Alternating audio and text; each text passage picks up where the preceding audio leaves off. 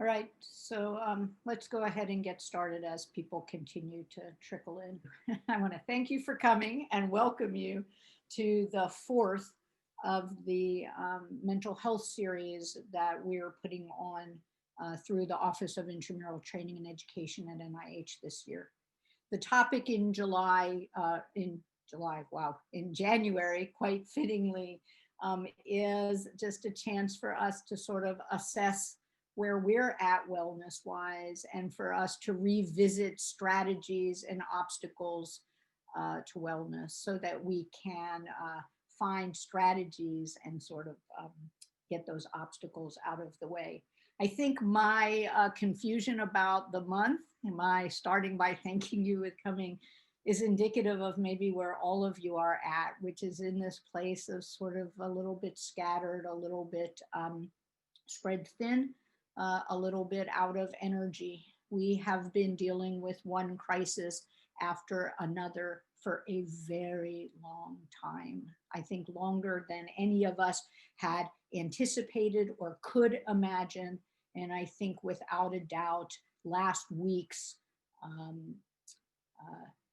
horrific scene from the US Capitol was, for many of us, a tipping point into a place where we were hoping for better in 2021 and now are suddenly concerned and worried.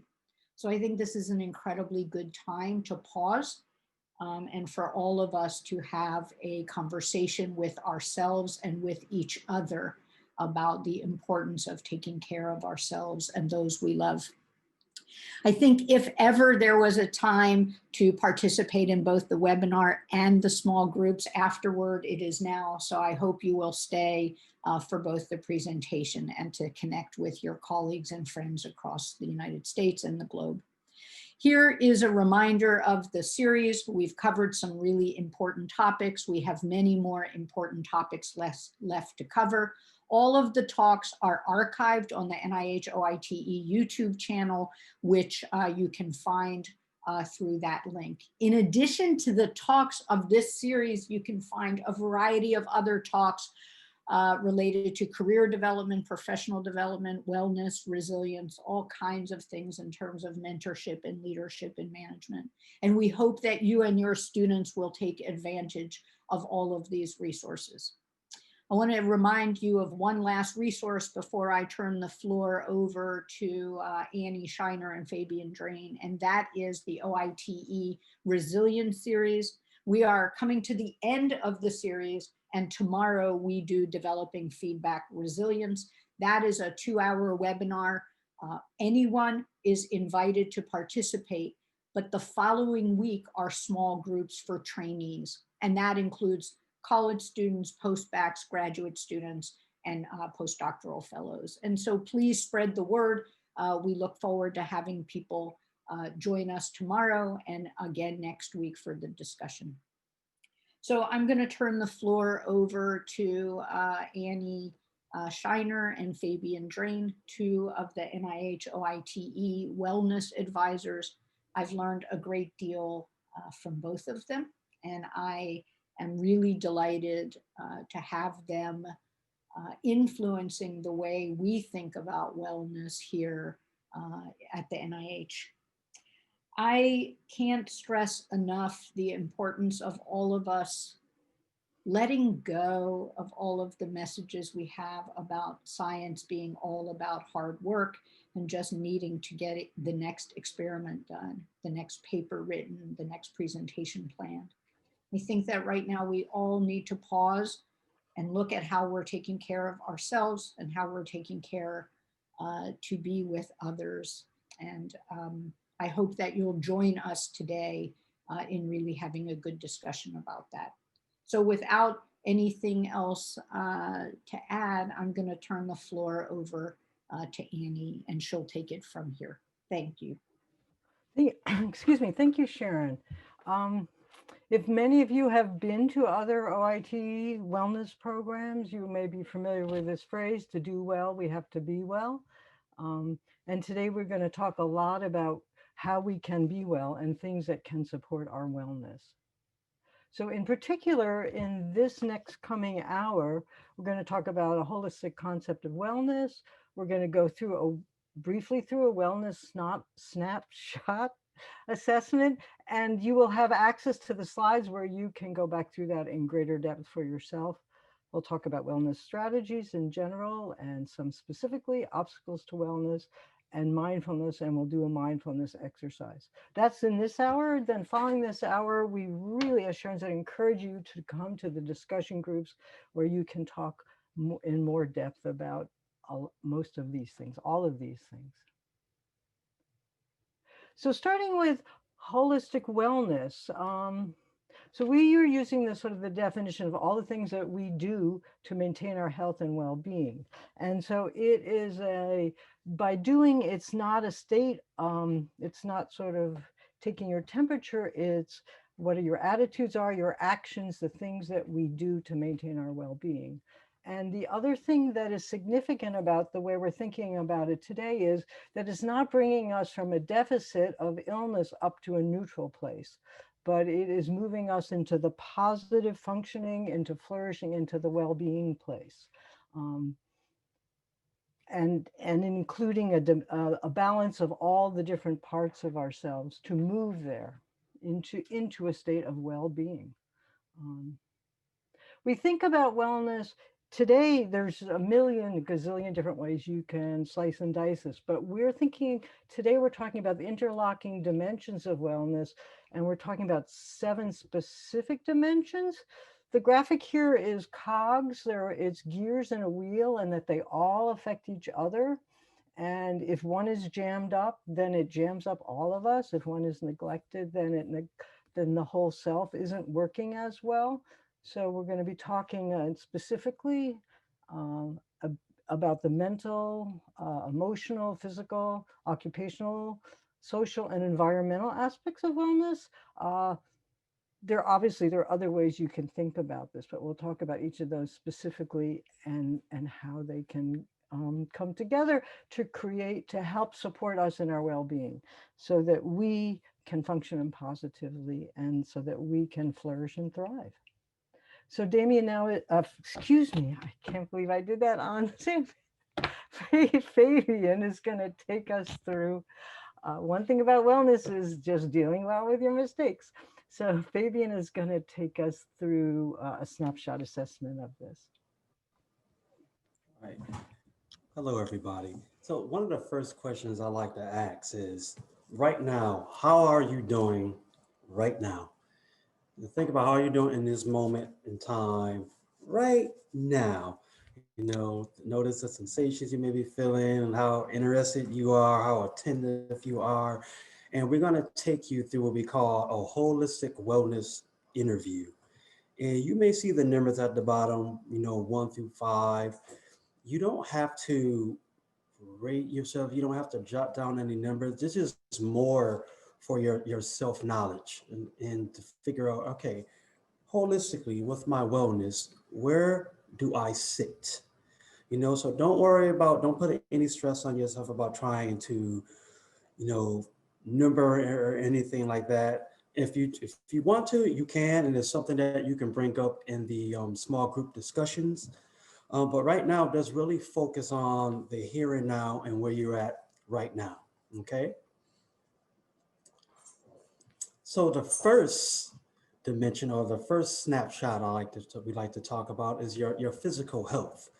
As human beings, we owe it to ourselves to make sure physically, we're in the best shape that we can possibly be in.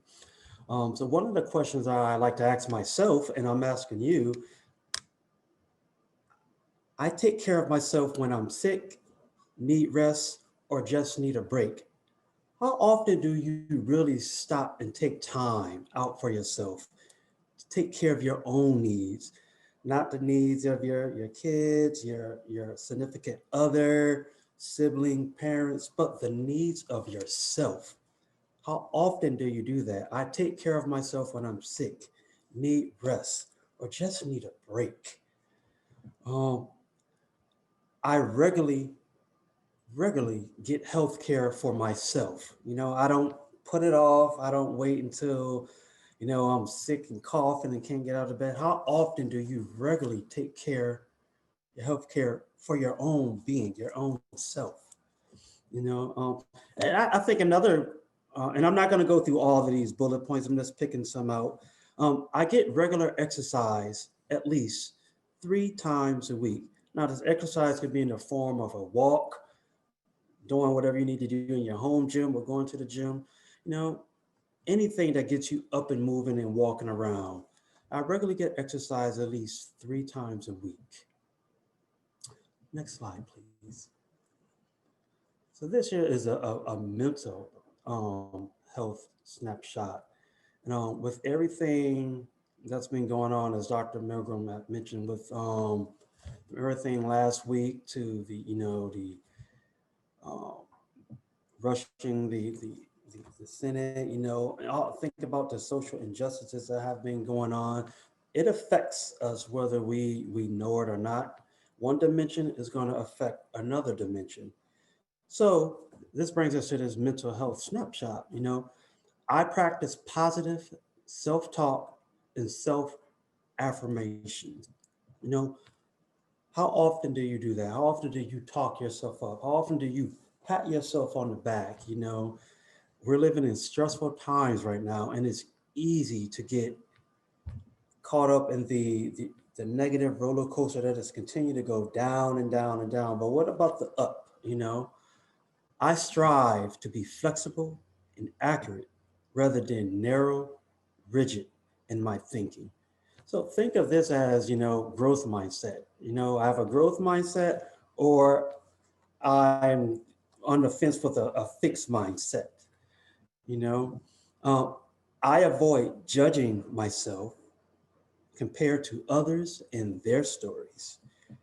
So are you living from your own authentic story, or are you living from somebody else's story, somebody else's expectations, telling you what you should and should not do, how you should take care of yourself, how you should not take care of yourself?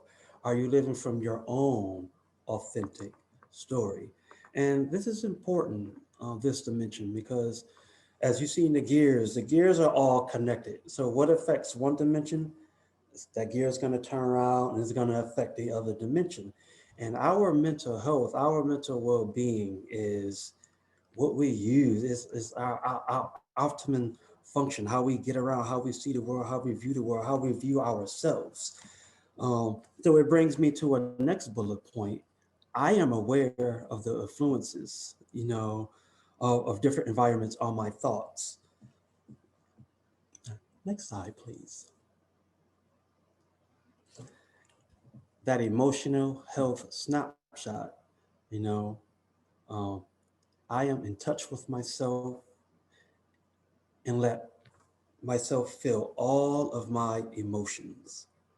You know, I think this is very important as we are entering, our workplace or working from home, dealing with our family, friends, um, co-workers, even the events last week. I can say for myself, I was, very frustrated. And I didn't try to swallow that frustration. I allowed myself to sit with the frustration. I didn't name it. I just acknowledged it, sat with it for a second, and it dissipated somewhat, but I acknowledged it. I allowed myself to be open to, to just receive it. And that's okay. It's better than keeping things, swallowed up, keeping them inside. Um, I make time for people and activities that I care about and that are renewing for me. I was earlier before we started, I was talking with Ann, and she noted that she actually, her and her husband went to visit a friend. That was the first time they actually been out and connecting with individual, and it was like renewing, refreshing. So how often do you make time for people? How often do you make time for activities that you really, really care about and that are really important to you and that just rejuvenates you? I avoid numbing myself to uncomfortable emotions, such as through the uses of substance, electronics, or other avoidance strategies. You know, AKA, you know, social media. That is a good thing. I'm not saying it's a good thing or a bad thing. It's there. We can get lost in it sometimes. Sometimes we can get lost in our emotions to try to numb how we truly feeling.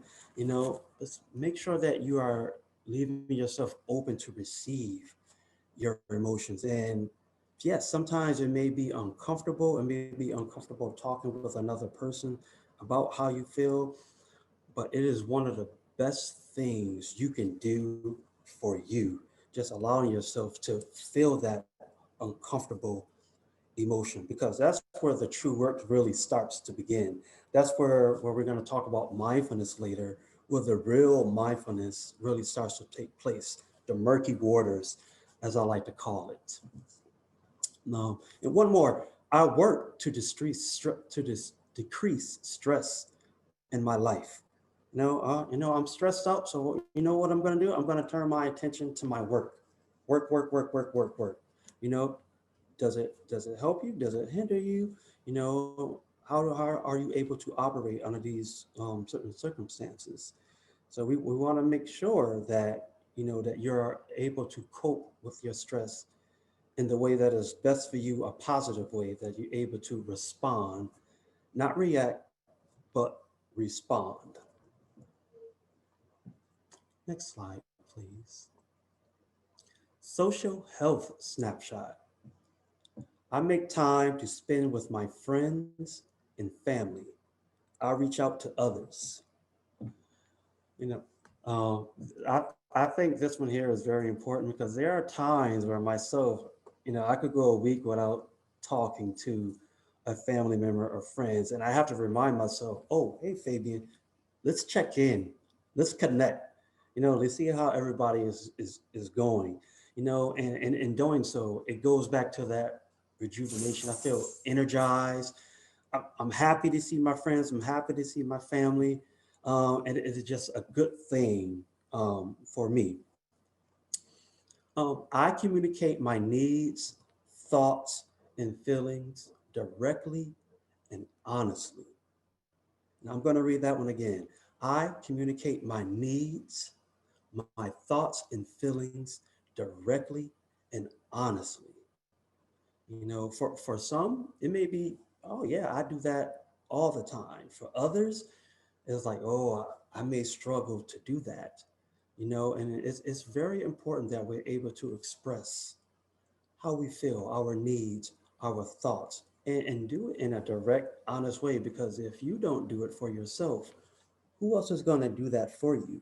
And again, this social health snapshot, one dimension is going to affect the other dimension. you know so if you're not doing well as well as you want to in one dimension, it's going to play out in another dimension in some shape, form, or fashion, in your daily routines.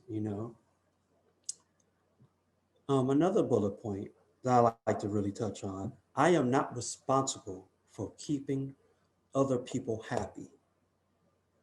I am not responsible for keeping other people happy.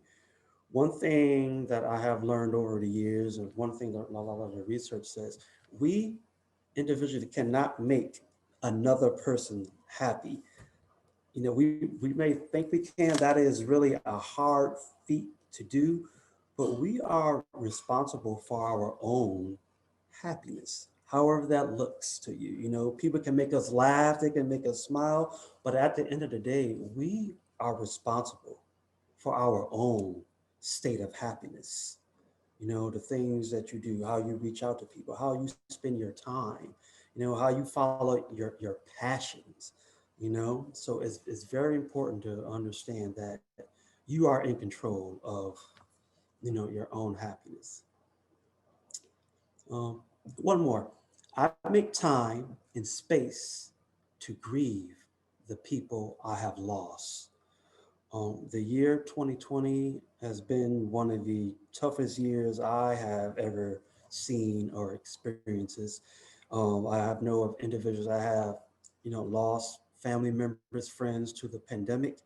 So I always ask those individuals, how are you taking care of yourself? How are you allowing yourself to grieve? And that's going to look differently for everybody, but are you giving yourself the time and space to allow yourself to grieve? Mhm. Next slide, please. Occupational health snapshot. I value myself for who I am, not just for the work that I do. I value myself for who I am, not just for the work that I do. So, holistically speaking, you are more than just the title you have at your workplace. You are way more than that. You are a holistic human being full of wonders and energies and other aspects of your life that are probably very interesting that some may know of, some may not work of, might not know of. But how do you value yourself? I value myself for who I am, not just for what I do at work. What does that mean to you? You know, um, the work I do is meaningful to me. You know, So I mean, is the work you do is it truly meaningful for you? And I suspect that we wouldn't be in our jobs if the work that we see not meaningful for us just to be in a job, just to be in it. We all have our passions and we love to do what we love to do, you know? So another one, I have opportunities to contribute and to advance at work. This is important because if we feel that we don't have the opportunity to contribute or even see advancements in our workplace, it can lead to burnout. We all want to be heard. We all want to be listened to. We all want to contribute to our workplace setting. So, is that something that you are doing on a consistent basis? Do you have the opportunities to contribute, whether it's in a meeting or bring something up to your supervisor, PI, wherever it may be? Do you feel that you can do that? You know. And here's another one that's very important. I am able to speak up and advocate for myself at work. And when I like to repeat this, I am able to speak up and advocate for myself at work. It is very important that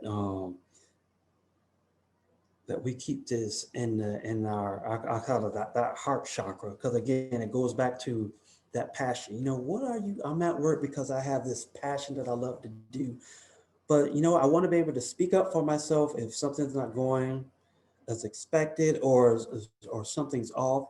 Do you feel that you can speak up and advocate for yourself? It's important. Do you have others that could go in with you and can speak up for you and advocate for yourself? But at the end of the day, it's ultimately, your responsibility to be able to speak up for yourself and advocate. Because again, if you don't do it, who else? Who's going to do it for you? So again, are you able to speak up and advocate for yourself at work? You know, Another one that's on here. I am able to balance the challenges and stresses of work with nurturing activities and attitude. No matter where you work at, what division, what location you work at, there's always going to be some challenges at work. Challenging individuals, challenging, scientific research that's not going as planned. How are you able to respond to that and respond with an attitude that is positive? And sometimes it does take practice, but with practice, we can establish this response in nurturing activities and attitudes.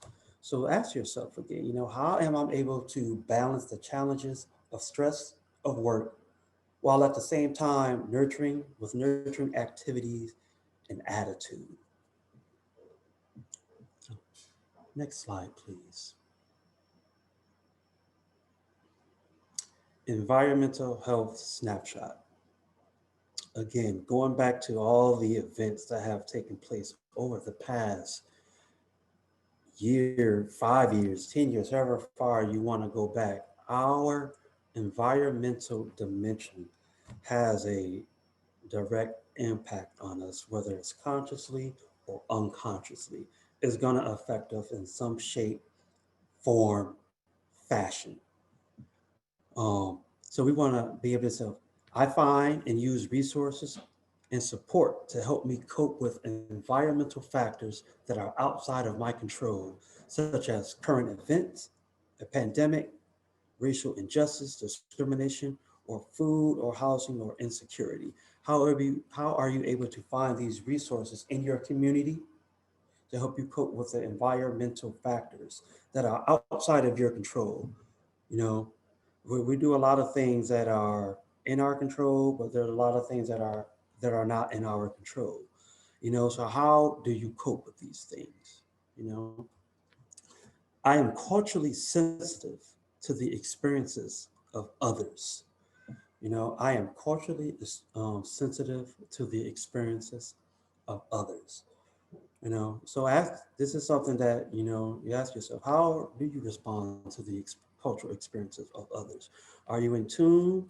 Are you out of tune? Are you in sync? Are you out of sync? But it's part of your environmental health snapshot. What affects you in one dimension is going to affect you in another dimension. Your environmental snapshot is going to affect your occupational snapshot. It's going to affect your mental, social, and so on. You know, um, I spend time in nature.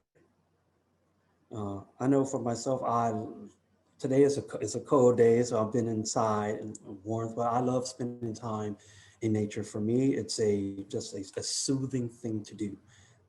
That's how I alleviate a lot of my stress that I deal with on a day-to-day basis. And not only that, I spend time enjoying animals and other living things. So a lot of us, we have pets, we have all different types of friends that we can utilize to help alleviate our stress on a day-to-day basis. you know um, Another one that I want to talk about is I participate in activities that help make a difference for others in the world. So this going back to, we have witnessed over this past year, the social injustice that's going on, the pandemic. How are you participating in activities to help bring change, to bring a difference for others in the world? Some may be doing more so than others, but what are you doing to bring that environmental piece to your own overall holistic well-being? Next slide, please. And the spiritual health snapshot. Um, it is great to practice our spirituality, whether you want to say spirituality, religion. It is great to have a practice that you can rely on, um, if you choose to do so. Some of us, we have other ways that we deal, but the spiritual health piece sometimes is left out a lot and is only talked about a little bit. So I feel connected to something higher that is bigger than me. However, how do I define that? Whoever it may be, whoever you have faith in, you feel connected to something that's bigger than you. But how do you define it?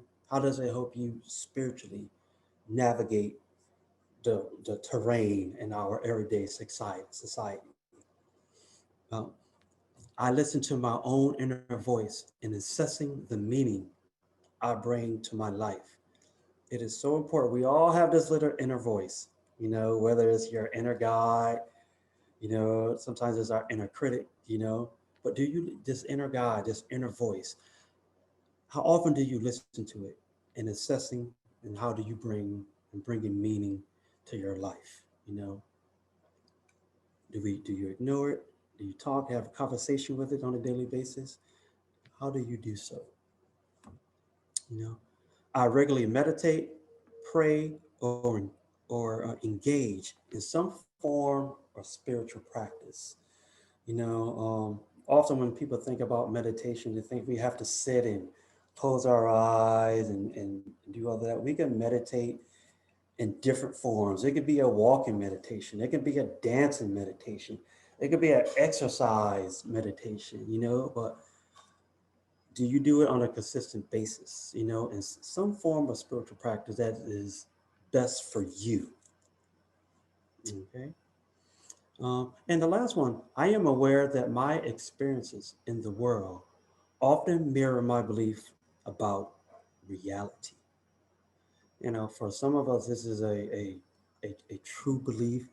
For some, we don't have to think about, my experiences in the world, and does it mirror my belief about my own reality, my own truth. So this is something really very important to think about. I am aware that my experiences in the world often mirror my beliefs about reality. I'm saying, what are your beliefs about your reality?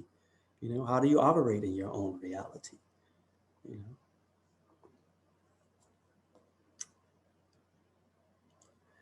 So as a good reflection, maybe you have took notes or you jotted down, oh, I'm a 5 in this area, or I do this often, or don't do it often. Think about, as we went through these interview questions, did anything stand out for you regarding your own um, health snapshot? You know, were you pleased about some things that we talked about? Were you able to relate? Were you able to, like, no, that, I can't relate with that? What are some things that you want to work on in more detail? What are some things that you completely want to change and reintroduce yourself to? Become aware of some things that you didn't know about yourself. Become aware of some things maybe you don't know about your job or people that you work with. Anything, any reflection that had came up for you, jot it down on a piece of paper, because that's something that's important that we can talk about in the small groups. Okay. So thank you for listening to that snapshot that we just went through.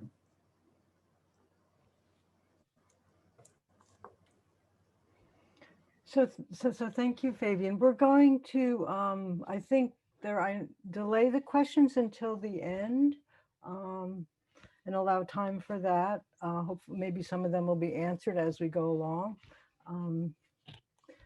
So the next part, we're going to talk about strategies for wellness. This graphic here, which on the face of it may be confusing, to me, it brings up sort of two things or several things that are important. And one of them is that wellness is a lifelong commitment, and that it lasts through the ages, and it's appropriate no matter what age you are, no matter what level of health or mobility or whatever it is that you have. So we have an older woman, it's not me, but it could be, racing in her wheelchair, looking very happy. The other thing that this picture reminds me of is not to define it too narrowly. So wellness is not just about being able to run marathons. And so if that's all we do, then, and neglect all the other elements of us, then we are heading towards the stop sign that says premature death. So think of your whole life and your whole self when you commit to your own wellness. So some general thoughts about wellness strategies. As a kind of underlying way to approach it, it's important, and Fabian kind of has specifically referenced this before, and it will come up again, is to identify what is in your control and what is not in your control. We can't control the weather. We can't control the insurrectionists in the Capitol building. There's a lot of things that we can't control. So taking on the sense that of frustration and anger or whatever feelings that brings up is having the feelings, but letting go of the belief that you can control what you cannot, what is outside of your control, and focusing on the things that you can control. And often what we can control is how we respond to something that is out of our control. So we can think about how we respond to things, how we respond to our frustration. you know, Fabian said, he let himself feel his feelings and then he let go of that. The other thing is you can't and you shouldn't try and deal with everything at once, even the things that are in your control. So we'll talk, you know, not talk later about prioritizing. Another important kind of underlying wellness strategy is that short-term or immediate discomfort does not the same thing as being detrimental to our well-being. So often things that are promote our wellness are uncomfortable. So thinking about getting a vaccine or embarking on an exercise building weightlifting program or asking for a raise, all of those, ultimately the outcomes can support our well-being, but they may be, in fact, very uncomfortable to do in the short term. And so short-term discomfort should not deter us from embarking on longer-term wellness programs. And then another set of general wellness strategies is breathe. I always forget, you know, we have to breathe we breathe without thinking about it, we breathe all the time, but to actually stop and take time to breathe, it gives us a reset, it gives us a pause, and it also nourishes, it oxygenates us, and it removes excessive carbon dioxide in our bodies. So breathing, don't forget to breathe intentionally as always a very important first strategy. Second thing is that wellness is a choice, and it's a choice we get to make over and over and over again. No matter what you chose yesterday or what you chose this morning or what you know your practice have been, you get to re-choose over and over again. And so feeling free to, you're starting from the beginning each moment. You can make a wellness choice right now and a different one tomorrow or in 5 minutes. The other thing is allowing time, as Fabian said, just to be. We are human beings, not human doings. So we don't always have to be busily, actively, productively. We have to spend time breathing and being, living mindfully, and Fabian will lead us through mindfulness exercise, keeping on learning and growing, and seeking support, including professional help when we need it. It's not something, we are social beings. It's not something we can do all on our own. And so by coming here, the fact that you are listening to this talk is one way that you are seeking wellness help. So way to go, you. Then some other types of wellness strategies are what we call active strategies. These are things that you know, sort of more behaviors and doing. And I really like this one. This is one that I forget all the time, is to have fun every day. Fun, playfulness, curiosity are really healthy wellness strategies. As children, we all did that without thinking about it, and we've lost that. So bringing that back into our lives. Also relaxation, doing something relaxing. Whether I learned about laughter or laughing yoga from Sharon Milgram, and it's just like I haven't done it yet, but it just seems like really appealing. So different ways, finding different ways of relaxing activities, and having a relaxing space for yourself in your home is important.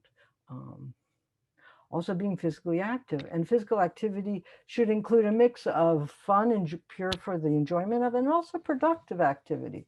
Housework, yard work is physically active.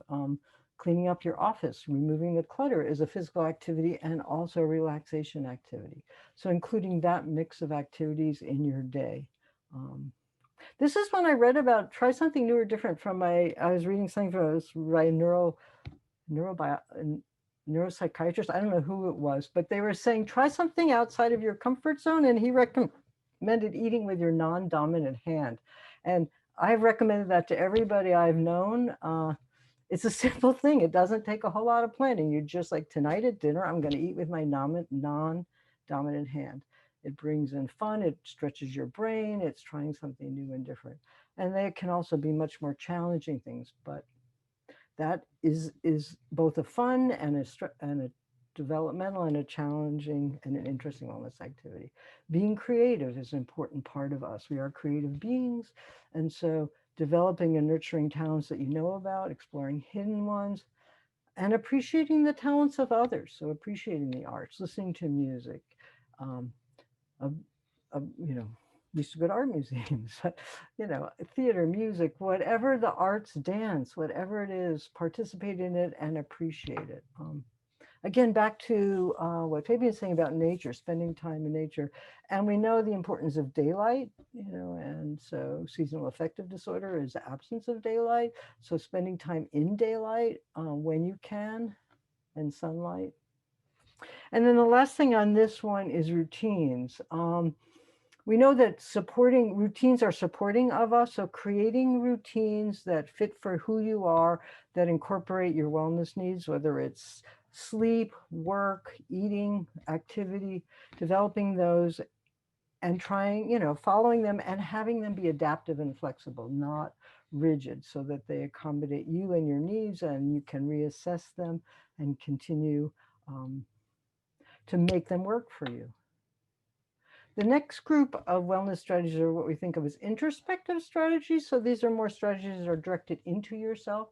Be a friend to yourself. Treat yourself as you would your good friends, including self-compassion, celebration of your strengths and successes, gratitude for yourself and the aspects about yourself.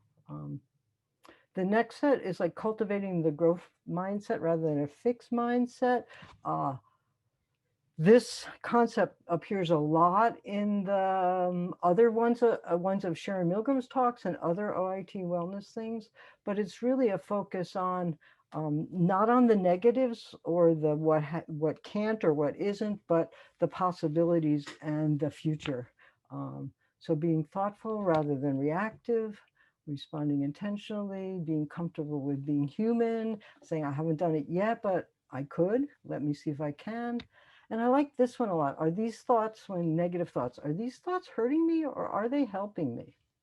And as a good way of sort of thinking about how I go through the world, thinking about things. Balance. So balancing demands in your life, time, energy, attention, and making sure that you spend time and you have time on what's meaningful to you. And sometimes saying no to what's not. And then again, the spending time in reflection and contemplation, reflecting on who you are, reflecting on the world around you. Journaling is a great way to do this. Meditation is, however you want. Sometimes conversations with someone else who's reflective can be a good way to explore this aspect of wellness. Reaching out to others is really important. And prioritizing time with people who support you and care about you. And letting them know the whole of you, sharing parts of you that are not the curated social media parts, but the vulnerable parts, the scared parts, the I want to try this parts. Finding people and partners and groups to support you in your wellness behaviors. So they can be friends in your life, they can be allies or others who are share similar values to you. Wellness apps are also partners in our world. That's a whole new one that wasn't around 20 years ago or 10 years ago, but using those. And then being part of the larger world. So we have sort of our immediate circle and then the larger circle. So building relationships with people who are different from you and learning about them and being, there's so much, you know, our little corner of the world is only a little piece of it. And so reaching out to the bigger piece. And reaching out and doing something for someone else or others on a regular basis. So it's not too much me time. It's not too much you time. If you spend all your time taking care of others and not yourself, that's not wellness. It's not too much us time. It's all of those, a balance of me time, you time, us time, they time.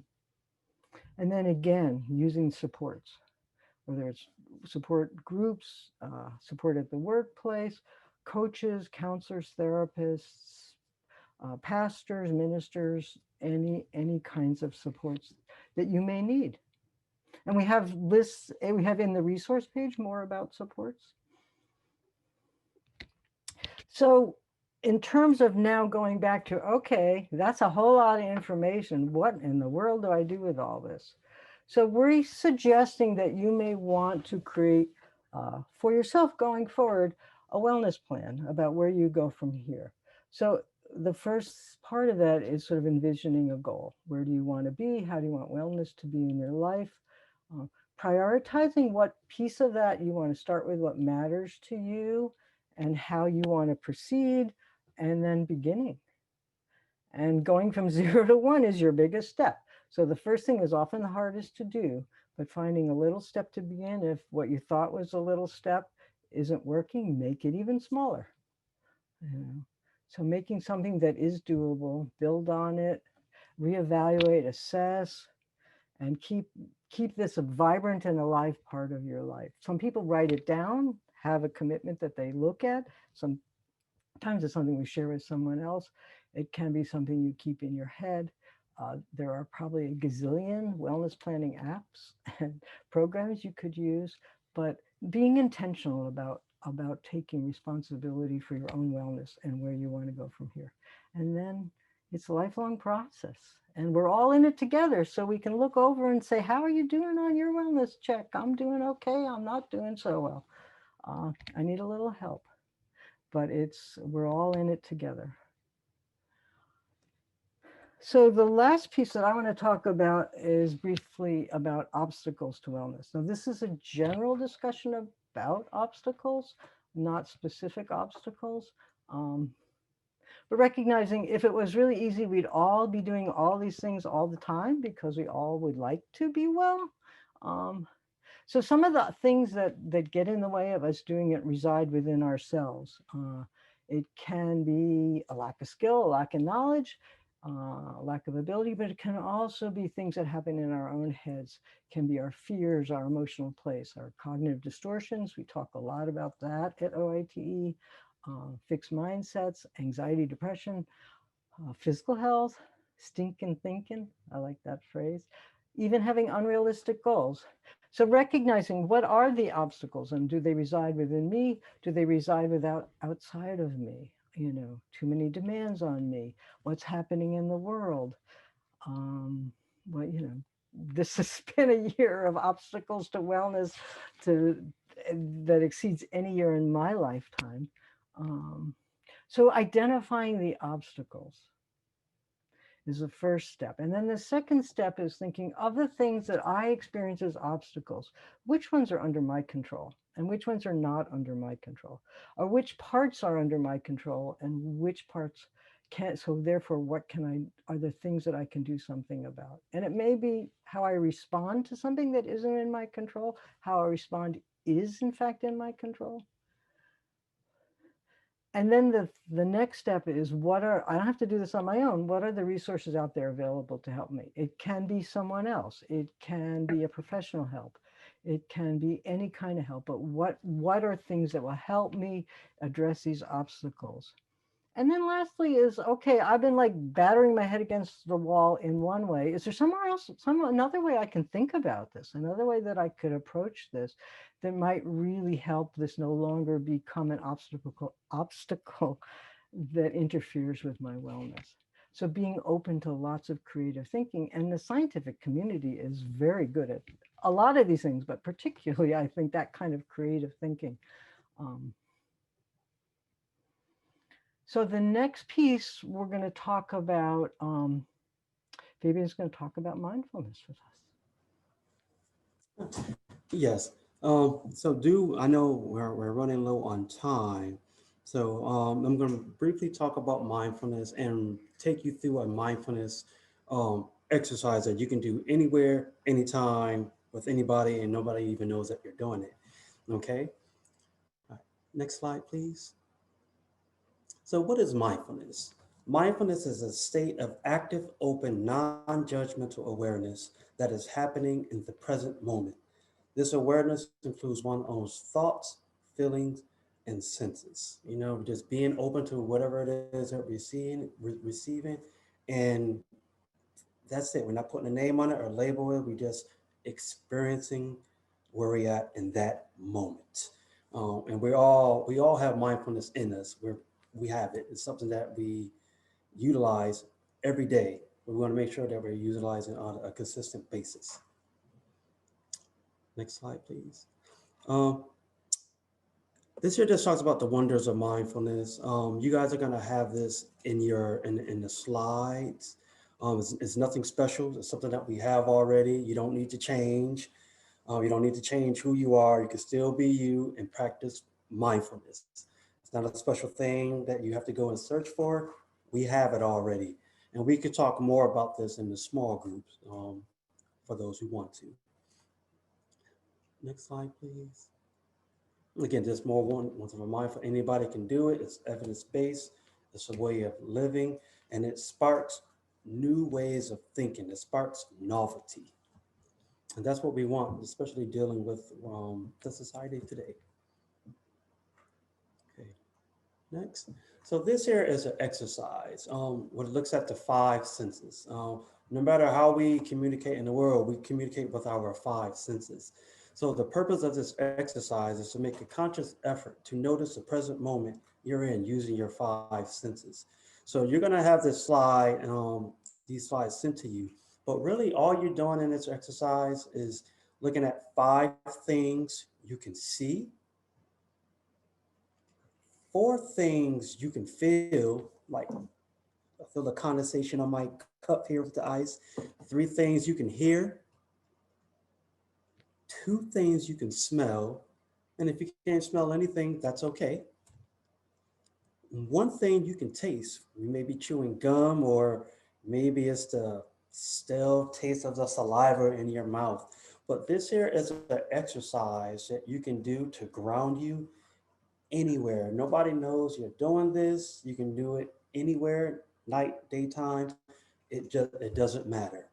So this here is one of the a very simple exercise you can employ anywhere.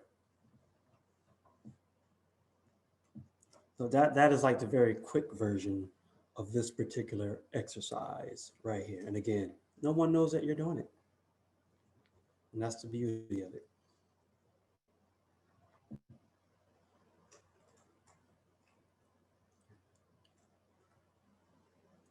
And that is it for that mindfulness piece.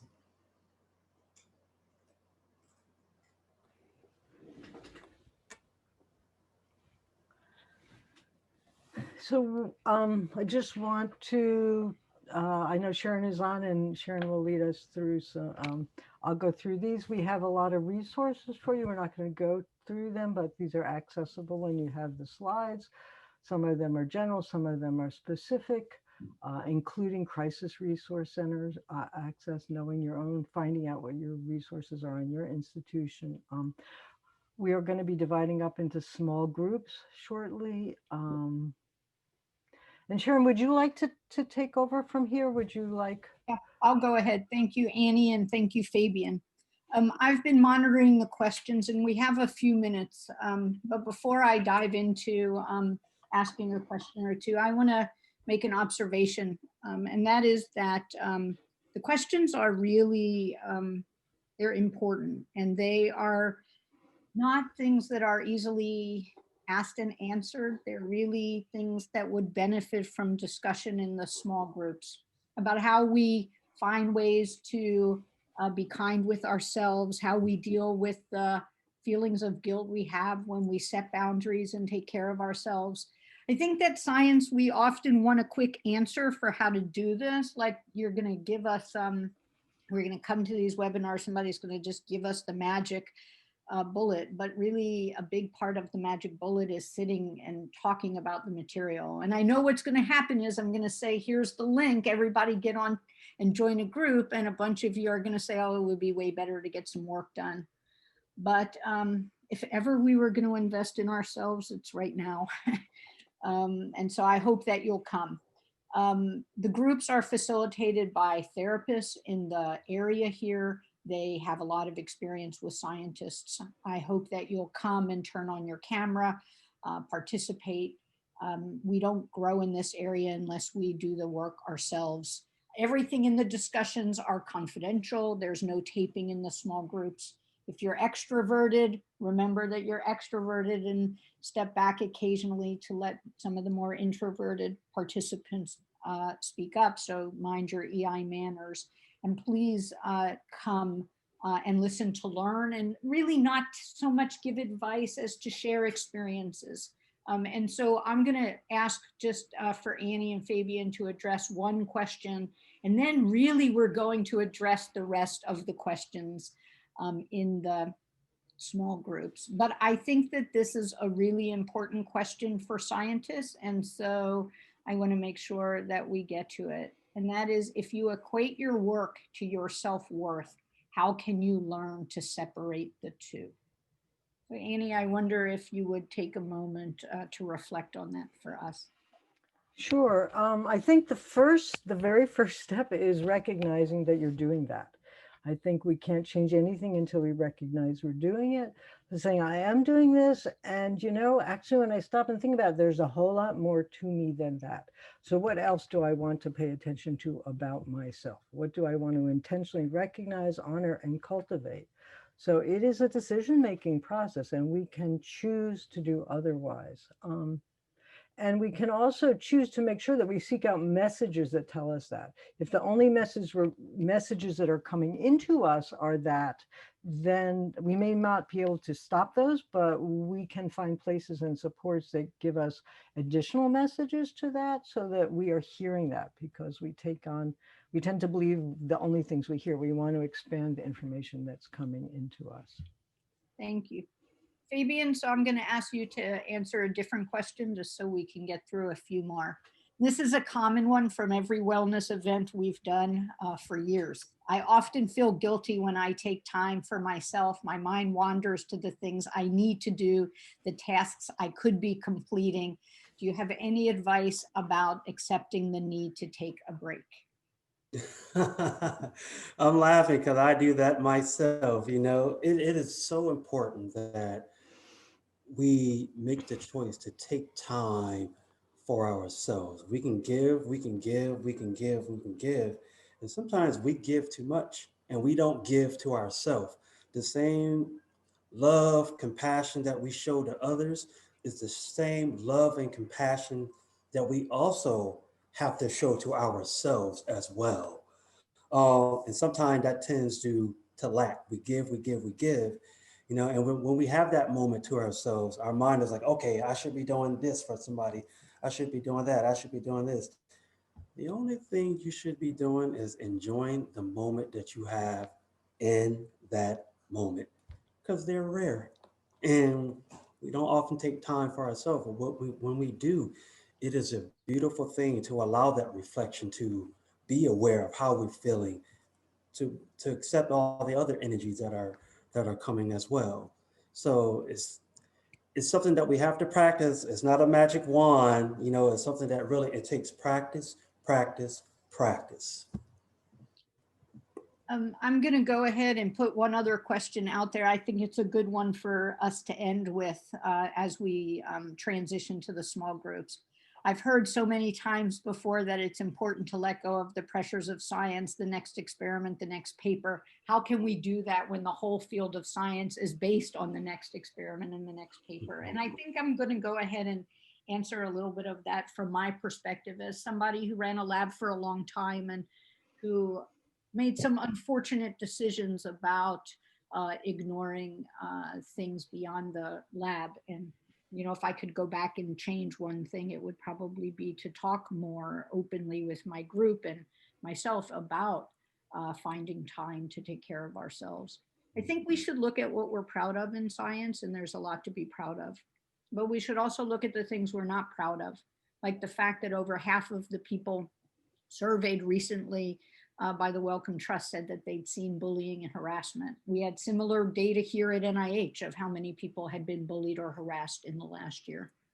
I think we should look at the fact that graduate students in biomedical research experience anxiety and depression at a rate 6-fold higher than the broader population. So we should look at the things that aren't so positive about our community. And maybe we should be open to the hypothesis that if we can find a little bit more time to stretch our definition of what it means to be a scientist, and that we include in that definition somebody who embraces wellness, somebody who embraces emotional intelligence, somebody who goes to trainings in management and mentoring and how to get along with people. Maybe if we change our definition, we will change some of the things we're not proud of. So maybe culture change means not listening to that message, right? And saying, I'm going to be a better scientist for the time away. And I don't know, I might be wrong in this experiment of really focusing on wellness, maybe it won't lead to positive change. But for the individuals who have embraced this concept here at NIH, they have seen tremendous change. I myself feel like such a different person having learned this material. And so maybe we should just do an experiment and try for a little bit. And I say that knowing that that's really hard. In science, we get so many messages to work all the time. And maybe we can work a lot of the time, but also take care of ourselves and the people we care about some of the time. And so I think that's a great way to segue to a discussion, because there are some really powerful questions in here about feeling overwhelmed and feeling like the day is lost, and how do I get out of this profound feeling of burnout. And so let's go ahead and transition to the small groups. Log right on, but then take a moment break. We won't actually go into the small groups until I'll start setting them up around 2:10, but the sooner you log on, the more easier it is for me to set these up. And so I thank you all for coming, and I really thank Annie and Fabian for sharing with us. And for those of you who put really important questions into the chat box, I thank you as well. So we'll see you on the other Zoom in a moment.